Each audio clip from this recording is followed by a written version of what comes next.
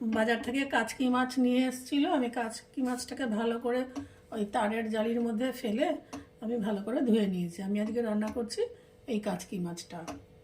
আমি এই মাছে আলু ব্যবহার করব। আলুগুলো আমি এরকম পাতলা পাতলা করে কেটে নিয়েছি।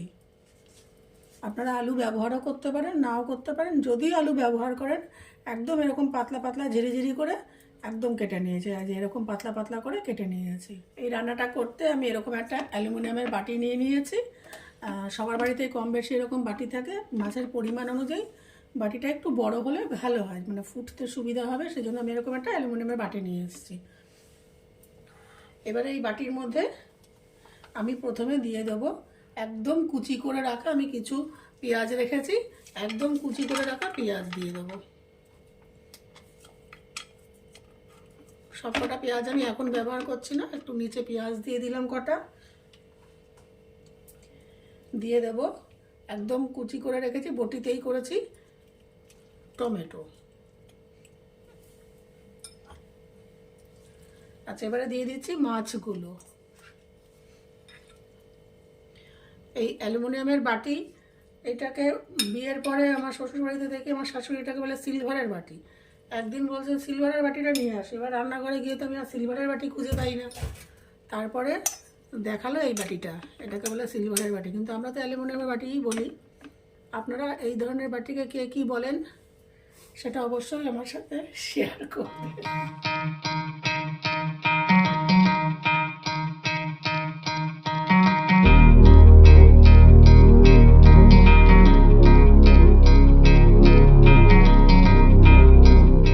এরপরে দিয়ে দেবো সামান্য একটু লবণ।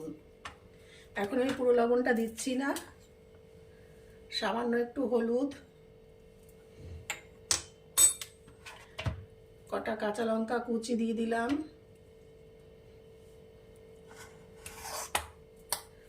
দিয়ে দিচ্ছি আলুটা। এটা আলু ছাড়াও ব্যবহার করা, রান্না করা যায়, আপনারা ইচ্ছা করলে আলু দিতে পারেন, নাও দিতে পারেন। দিয়ে দিলাম আলুটা। এবারে আমি আবার এখানে দিয়ে দিচ্ছি এই কুচি করা পেঁয়াজটা।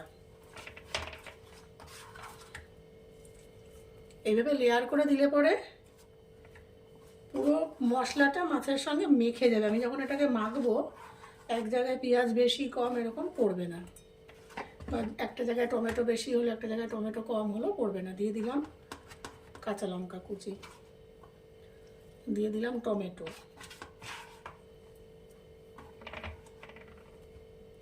আচ্ছা, এরপরে আবার একটু দিয়ে দেবো হলুদ,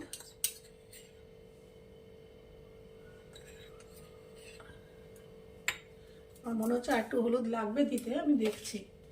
দিয়ে দেবো আর একটু লবণ।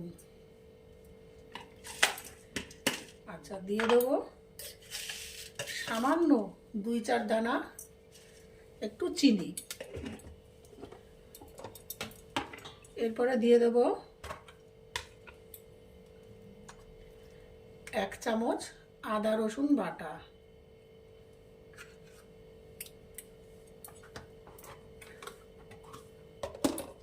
দিয়ে দেব 1/2 চামচ একটু জিরে বাটা, আপনারা এখানে জিরের গুঁড়ো ব্যবহার করতে পারেন।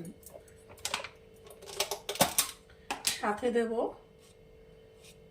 1/4 টিএসপি একটু সর্ষে বাটা, প্লেন সর্ষে, কাঁচা লঙ্কা, নুন হলুদ দিয়ে একটু মাখা আছে, আর কিচ্ছু এর মধ্যে দেওয়া নেই।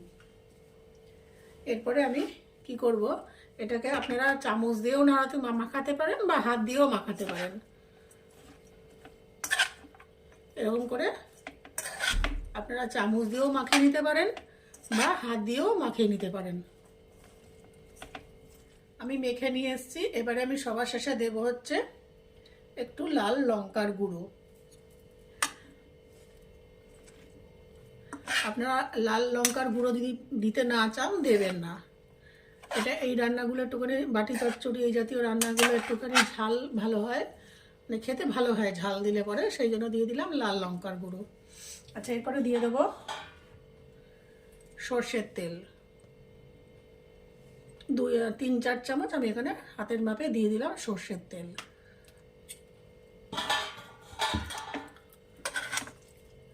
আবার পুরোটাকে হালকা হাতে আমি মিক্স করব। আমি পুরোটা আমার মাছটা মাখানো হয়ে গেছে। এবারে আমি উপর দিয়ে দিয়ে দেবো আর 1 চামচ মতন একটু সর্ষের তেল, কাঁচা সর্ষের তেল। মাখার সময় একটু দিয়েছি আর এখন দিলাম 1 চামচ। আচ্ছা, এবারে আমি গ্যাসটা জ্বালিয়ে নেব। গ্যাসটা জ্বালিয়ে দিয়ে আমি একদম হালকা আছে লো ফ্লেমে এটা রান্না করব ঢাকা দিয়ে। মিনিট 5 পর আমি এখানে জলটা অ্যাড করব। কিভাবে অ্যাড করব সেটা আমি দেখাচ্ছি। 5 মিনিট পর ফিরে আসছি, তারপরে পরের স্টেপটা আপনাদের দেখাচ্ছি। 5 মিনিট লো ফ্লেমে রান্না হয়ে গেছে। এবার আমি ঢাকনাটাকে তুলব।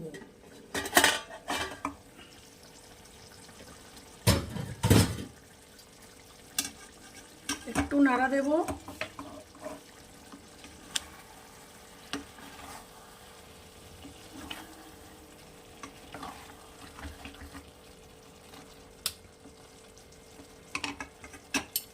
আচ্ছা, এখানে কিন্তু জল দেওয়ার প্রয়োজন নেই, যথেষ্ট জল বেরিয়েছে। কিন্তু আপনাদের যদি মনে হয় যে এখানে একটু জল দেবেন বা মাছটাকে আপনারা একটু ইয়ে করে সেদ্ধ করবেন, কিন্তু পুরোটাই সিদ্ধ হয়ে গেছে, কোনো প্রয়োজন নেই। তবু যদি মনে হয় একটু জল দেবেন, তাহলে জলটাকে উষ্ণ গরম করবেন, করে 1/4 কাপ আপনারা একটু জল দিতে পারেন আপনাদের প্রয়োজন অনুসারে। এছাড়া এখানে জল দেওয়ার কোনো প্রয়োজন নেই। এবারে আমি এটাকে পুরো নাড়াচাড়া করে দিয়েছি। করে এবারে আর ঢাকনা চাপা দেব না।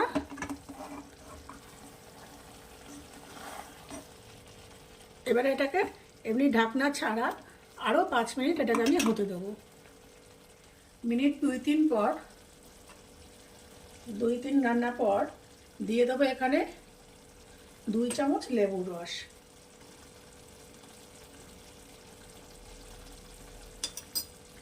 দিয়ে আবার একটু নাড়াচাড়া করে নেব। করে নিয়ে আরও 3 মিনিট এটাকে হতে দেবো।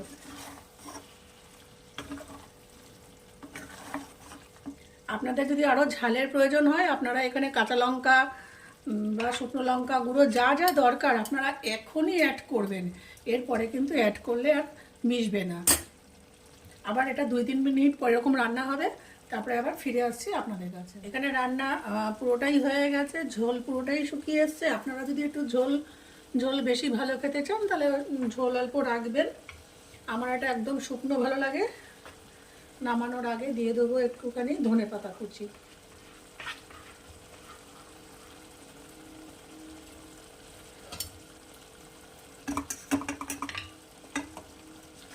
একটু নাড়িয়ে নেব হালকা হাতে, নাহলে পুরো মাছগুলো আলুগুলো ঘেটে যাবে।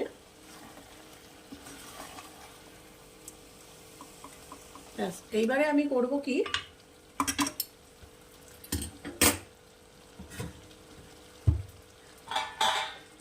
একটু দিয়ে দেব 1 চামচ মতন একটু কাঁচা সর্ষের তেল। সর্ষের তেল দেওয়ার সাথে সাথে আমি গ্যাস নিভাবো আর ঢাকনা চাপা দিয়ে দেবো। ঠিক এটা আমি সার্ভিংয়ের আগে আমি এটাকে খুলবো, তার আগে খুলবো না। Please subscribe my channel and do like, share ও কমেন্ট।